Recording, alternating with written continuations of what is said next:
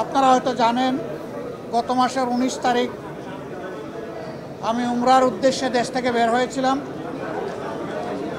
3 দিনে উমরা সম্পন্ন করার পরে 22 তারিখ সকাল 9টায় আমেরিকার JFK এয়ারপোর্টে আল্লাহর মেহেরবানিতে আমি পৌঁছি এবং সেখানে 8 দিন আমি বিভিন্ন স্তরে সরকারি বেসরকারি গুরুত্বপূর্ণ সংস্থা এবং ব্যক্তিদের সাথে বৈঠকে মিলিত হই। তার পাশাপাশি বিপুল সংখ্যক বাংলাদেশি যুক্তরাষ্ট্রে যারা বসবাস করেন, অল্প সময়ের মধ্যে 4টা শহর আমার পক্ষে যাওয়া সম্ভব হয়েছিল: নিউ ইয়র্ক, বাফেলো, মিশিগান এবং সর্বশেষ ছিল ওয়াশিংটন DC। আমরা বাংলাদেশি প্রবাসী যারা আছেন তাদের সাথেও সেখানে মিলিত হওয়ার সুযোগ পেয়েছি, তাদের কথাগুলোও শোনার সুযোগ হয়েছে এবং বিভিন্ন ব্যাপারে আমরাও তাদেরকে আশ্বস্ত করে এসেছি। বিশেষ করে আমরা গুরুত্বপূর্ণ দুটি কথা, দুটি মেসেজ তাদেরকে দিয়েছি।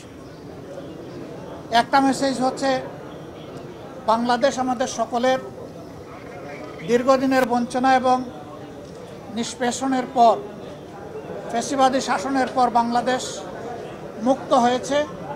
মুক্তির এই সংগ্রামে দেশবাসীর সাথে প্রবাসী যারা ছিলেন তারা সমানতালে লড়াই করেছে। তাদের অবদানও বিশেষভাবে উল্লেখযোগ্য। তাদের সেই অবদানের জন্য তাদেরকে আমরা ধন্যবাদ এবং কৃতজ্ঞতা জানিয়েছি। আর আমরা বলেছি, প্রবাসীদের সবচেয়ে বড় অধিকার ভোটের অধিকারটা ছিল না। এবার এ দাবি সবার আগে আমরাই তুলেছিলাম এবং আমরা এই দাবি ছেড়ে দেইনি।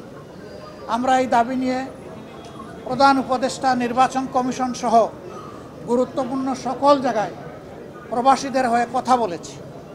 আমরা সরকার এবং নির্বাচন কমিশনকে ধন্যবাদ জানাই। এই প্রথমবারের মতো ব্যাপক ভিত্তিক বিদেশিদেরকে ভোটার তালিকায় যারা প্রবাসী আমাদের, তাদেরকে সম্পৃক্ত করার তারা উদ্যোগ নিয়েছেন। কিন্তু সেখানে কিছু সমস্যা রয়ে গিয়েছে।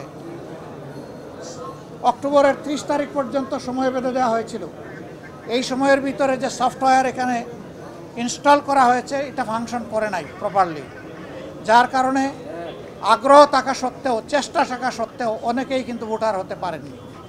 আমাদের দাবি থাকবে নির্বাচন কমিশনের কাছে কমপক্ষে আরও 15 দিন এই সময় বর্ধিত করা হোক এবং যে জটিলতাগুলো রয়েছে সেগুলা সহজ করে তাদেরকে ভোটার হওয়ার সুযোগ তৈরি করে দেওয়া হোক। আরও কিছু সমস্যা আছে, কিছু শর্ত জুড়ে দেওয়া হয়েছে। আমরা বলবো, একজন নাগরিকের প্রমাণের জন্য তার আইডি কার্ড, ন্যাশনাল আইডি যথেষ্ট। তার পাশাপাশি যদি তার একটা পাসপোর্ট থাকে, ভ্যালিড পাসপোর্ট, তাহলে আর কিছুরই প্রয়োজন হয় না। সেখানে কোথায় কারেন্টের বিলকে দিল, পানির বিলকে দিল কি দিল না, হোল্ডিং ট্যাক্স দিল না, অনেকের 10-20 বছর ধরে দেশের বাইরে আছে, তারা এগুলো ব্যবহারও করে না, বিলও দেয় না, বিল দেওয়ার প্রয়োজনও হয় না। সেগুলো শর্ত জুড়ে দেওয়া হয়েছে। আমরা এগুলাকে সহজ করার জন্য আহ্বান জানাবো।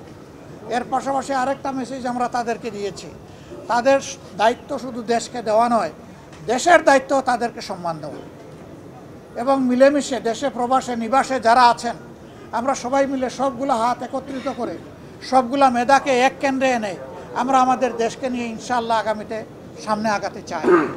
এই জন্য আমরা বলেছি, জাতীয় সংসদ সহ সরকার পরিচালনা এবং দেশ গঠনের সর্বক্ষেত্রে প্রপোর্শনেট হারেই প্রবাসীরা ইনশাআল্লাহ তারা সেখানে অংশগ্রহণ করবেন। তাদের সেই জায়গাটা নিশ্চিত করা হবে ইনশাআল্লাহ। এটা হয়তো সময় লাগবে, এটা আজকেই বললে আজকেই হবে না, কিন্তু এটি আমাদের স্বপ্ন। স্বপ্ন বুনলে একদিন আল্লাহ তাআলা বাস্তবায়ন করবেন ইনশাআল্লাহ। আমরা সেই স্বপ্নের দিকে আগাবো আল্লাহ চাই। সম্মানিত সাংবাদিক বন্ধুগণ, এরপরে সর্বশেষ আমি তুরস্কে এসেছিলাম, যুক্তরাজ্য এবং তুরস্ক। সেই তুরস্ক থেকে আজকে এখানে আসলাম। সেখানেও সরকারি বেসরকারি বিভিন্ন পর্যায়ে আমার অত্যন্ত গুরুত্বপূর্ণ মিটিং হয়েছে। আর বাংলাদেশি ডায়াসপোরা আছে যারা, তাদের সাথেও আমার বসা হয়েছে, তাদের কথাও শোনার সুযোগ হয়েছে। আমি আসলে নিজের কোনো প্রয়োজনে দেশ থেকে বের হইনি। আমি বের হয়েছিলাম দেশ এবং জনগণের প্রয়োজনে। যেখানে গিয়েছি জনগণের স্বার্থকে, দেশের স্বার্থকে সামনে রেখেই কথা বলার চেষ্টা করেছি এবং যেখানে গিয়েছি একটা কথা বলার চেষ্টা করেছি, যে দুনিয়ার সকলের সাথেই আমরা সম্মানজনক সম্পর্ক চাই। এই সম্পর্কটা হবে মিউচুয়াল রেসপেক্ট এবং ইকুইটির ভিত্তিতে। আলহামদুলিল্লাহ, আমরা যত জায়গায় গিয়েছি তাদের অ্যাপ্রিসিয়েশন আমরা পেয়েছি।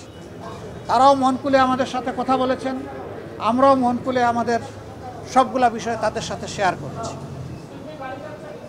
আল্লাহ তাআলার কাছে দোয়া করি এই সফরে যে সমস্ত পদক্ষেপ নেওয়া হয়েছে অথবা আলাপ আলোচনা হয়েছে সেগুলা যেন দেশ এবং জাতির কল্যাণে নিয়োজিত হয়। কোনো ব্যক্তি নয়, গোষ্ঠী নয়, দল নয়, দেশ এবং জাতির জন্য উপকার হয়। আপনারা এত সকালে এখানে কষ্ট করে এসেছেন, আমি সবাইকে ধন্যবাদ জানাবার আগে আরেকবার আপনাদের আন্তরিক সহযোগিতা কামনা করব। আসলে আপনারা জাতির, ব্যক্তিগতভাবে জাতির বিবেক, আর আপনাদের হাউসগুলো দর্পণ।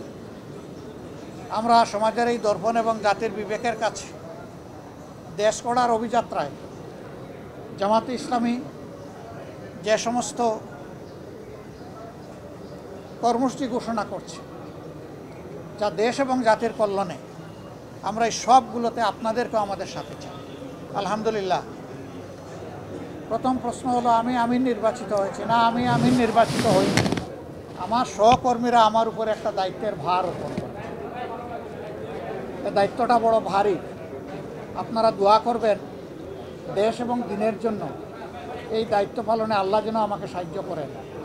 আর পাশাপাশি আমি আপনাদেরও সহযোগিতা চাই। বিএনপি তারাও চূড়ান্ত তালিকা প্রকাশ করেনি। আমি দেখেছি 237টা আসনে তারা তালিকা প্রকাশ করেছেন, আবার প্রশ্ন উত্তরে বলেছেন এটি চূড়ান্ত নয়, এর মধ্যেও পরিবর্তন আসতে পারে। আমরা কিন্তু 1 বছর আগেই প্রায় এই তালিকা বিভিন্নভাবে আঞ্চলিকভাবে আমরা এটা জানিয়ে দিয়েছি। চূড়ান্ত তালিকাটা সময় মতো আমরা ইনশাল্লাহ কেন্দ্রের পক্ষ থেকে ঘোষণা করব।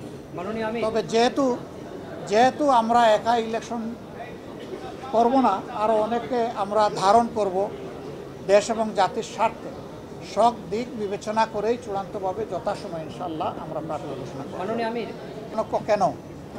আমাদের মধ্যে মতানৈক্য হোক, তবে দোয়া করেন মত বিরোধ যেন না হয়। মতের ভিন্নতা থাকবে, এটাই গণতন্ত্রের সৌন্দর্য।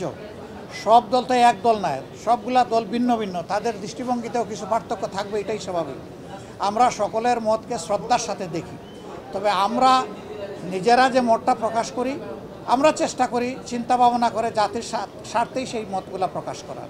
অতএব মতানৈক্য এটা ডেমোক্রেসির সৌন্দর্য।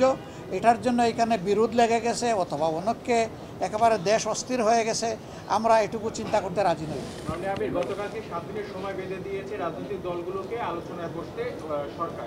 না, ওনারা বেঁধে দেয়নি, আমি এটাও শুনেছি ভালো করে।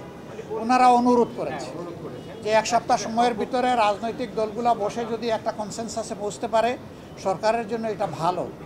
এবং আমরাই সবার আগে আমাদের পক্ষ থেকে আমাদের নায়েবে আমির আহ্বান জানিয়েছেন যে আসুন আমরা খোলামেলা আলোচনা করে আমরা এই কী বলে সমাধানে পৌঁছি দেশ এবং জাতির স্বার্থে।